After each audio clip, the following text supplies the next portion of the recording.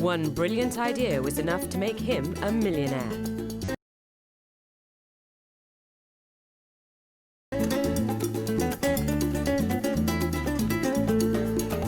All About documentary, Million Makers, Thursday night at 10:05. Reports directly from the heart of Europe. Every week, business insiders and analysts keep you at the forefront of current economic developments. Check in current news, made in Germany, every Saturday night at 8. In an age where a woman's destiny was decided by her beauty, even the fairest in the land had to fight. She refused to be one of 3,000 mistresses and was ready to give up just about anything, just to win his love. ATV World Spectacular, The Magnificent Concubine, Sunday night at 9. The Financial Secretary will deliver the government's budget for 2013 to 14 on February 27th. The budget speech will be released simultaneously on this website.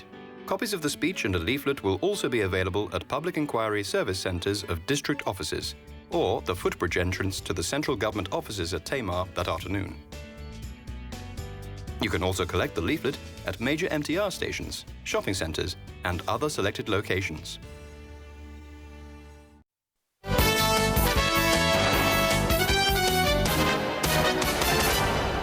President Hu Jintao has praised Taiwan's elder statesman Lien Chan for his efforts to improve cross-strait relations. Lien agreed that better ties between Taiwan and the mainland are the way forward. Emily Sue reports. This is probably the last top-level cross-strait meeting before China's leadership change next month. Outgoing President Hu Jintao this morning welcomed Lien Chan, the honorary chairman of Taiwan's ruling Kuomintang, at the Great Hall of the People in Beijing. Hu praised Lien for helping foster cross-strait ties since 2005, when a Taiwanese politician was first invited to visit Beijing. The mainland leader said great strides were made by both sides in the past 8 years to improve relations. Hu said cross-strait ties have reached a new and improved phase, and stressed that both sides are striving for peace. For his part, Lien said cross-strait political talks and negotiations are inevitable in the near future and should start with discussions among citizens. Hu agreed. Lien added that he respects Hu for inviting him to Beijing back in 2005, when the Kuomintang was out of power and the cross-strait situation was looking very grim because Taiwan was ruled by a pro-independence party. That was the first formal meeting between the Kuomintang and the Communist Party in nearly 60 years, and they both agreed to oppose Taiwan independence. Lien admitted that Taiwan has long been what he called a troublemaker in the international community. It's believed he was referring to Taipei's ties with the U.S., which has supplied the island with weapons despite Beijing's objections. But the elder statesman said Taiwan will happily shed this status as cross-strait relations improve and contribute to the international community. Yesterday, Lien met China's new Communist Party leader Xi Jinping, who will replace Hu as state president next month. Xi vowed to continue building cross-strait ties and strive for peaceful reunification with the island. Emily Sue, ATV News. Furniture retailer IKEA has suspended sales of its meatballs in Hong Kong following the discovery of horse meat in a consignment to the Czech Republic. The move comes as another food scandal erupted in Europe following claims that scores of farms in Germany have been mislabeling eggs as organic. Bola reports. Health-conscious Germans pay more for organic eggs, but according to animal rights groups, they are being cheated. This follows claims that more than 200 poultry farms in Germany are selling eggs that are not organic. Activists have backed up their allegations with a video showing malnourished hens in a crowded coop. According to German rules, each hen in an organic farm should have at least 4 square meters of space. An investigation is now underway to determine whether German poultry farmers have been mislabeling eggs as organic when in fact they are not. The scare in Germany came as the world's largest retailer stopped selling its popular meatballs at its cafeterias in 21 European countries. IKEA launched a probe after horse meat was found in a consignment of meatballs sent to the Czech Republic. We want our customers and ourselves to feel confident in what we are serving and selling, and that is why we are now stopping the sales of the meatballs and also expanding the tests. The Swedish company is suspending sales of its meatballs in Hong Kong with immediate effect. Supplies will resume after tests are conducted. IKEA is the latest company to be hit by the horse meat scandal, which has spread to virtually every European country. This came as horse meat was found in products which were sold as pure beef. The widening scandal has prompted the European Commission to discuss ways to tighten inspections. This is a complex issue as to decide what is a place of origin, where is the animal slaughtered or where was it born, the impact on the internal market and the costs involved. But European consumers will have to wait until later in the year before new proposals are tabled. Bo Leung, ATV News. US President Barack Obama has stepped up his campaign to stop budget cuts that could affect thousands of jobs. But first, militants are threatening to kill 7 members of a French family kidnapped in Cameroon last week. Arthur Akiola reports.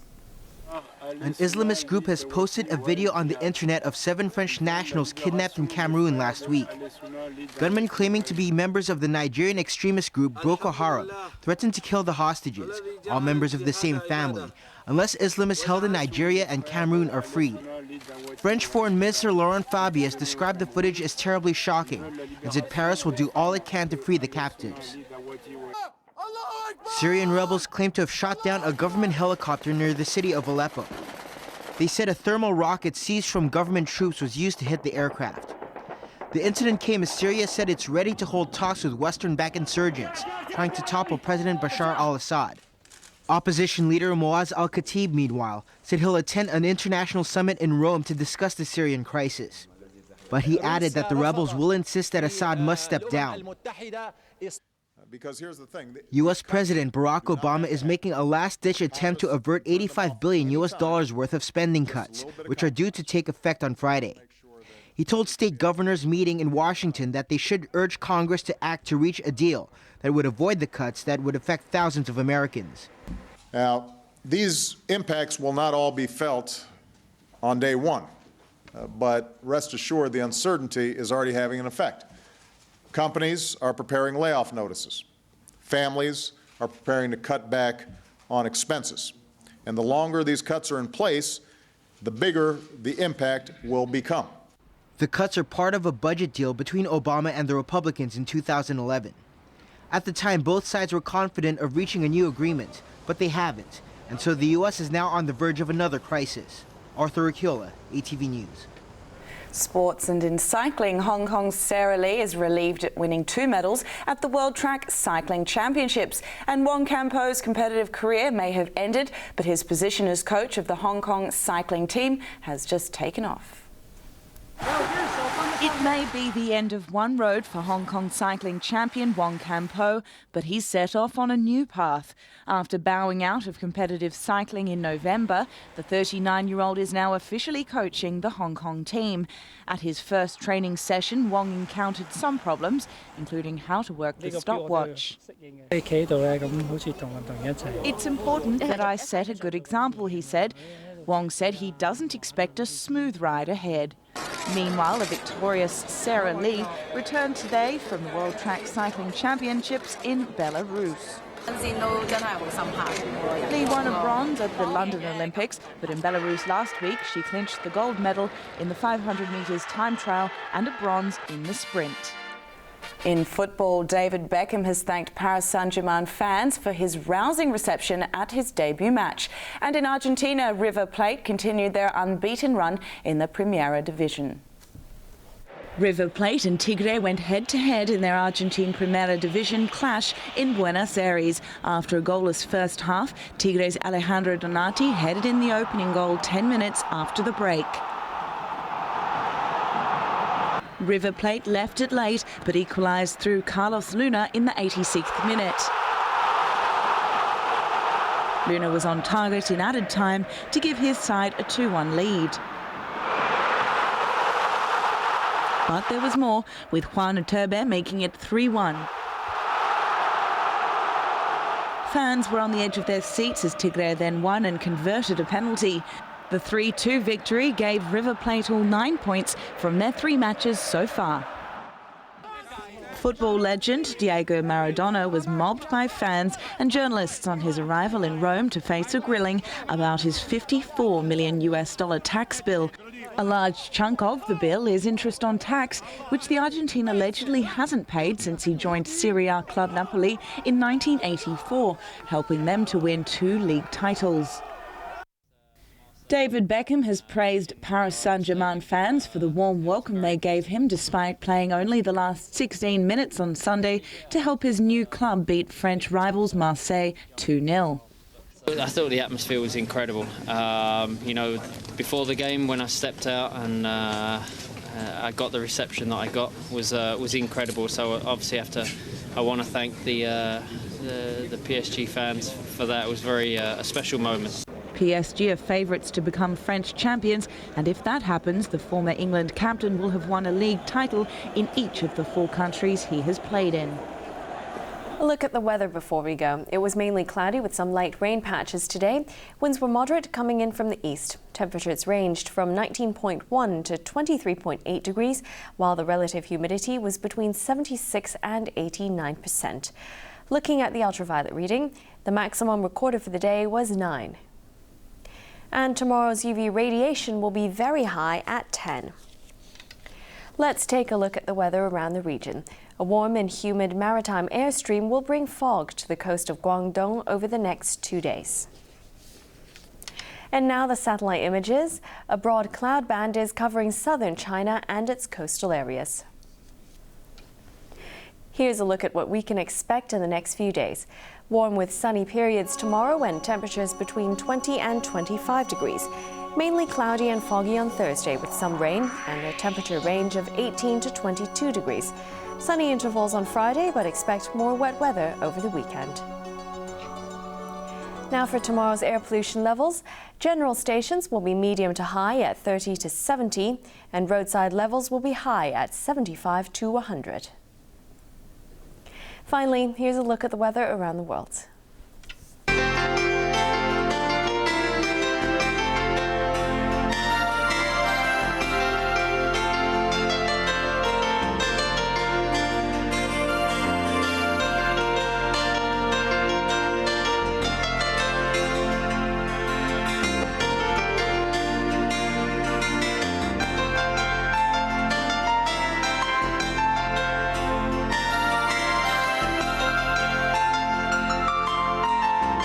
That's the main news for Tuesday night. I'll be back with an update in an hour.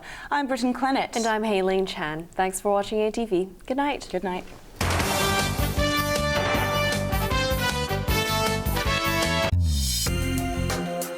Coming up, In Focus.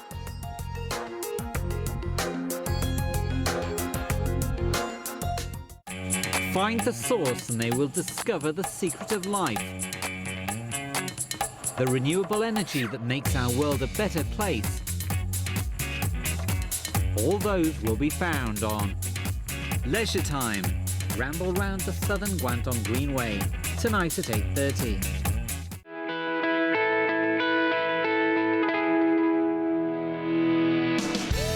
What else is there to be discovered?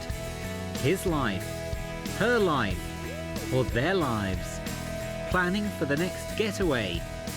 Here are our suggestions.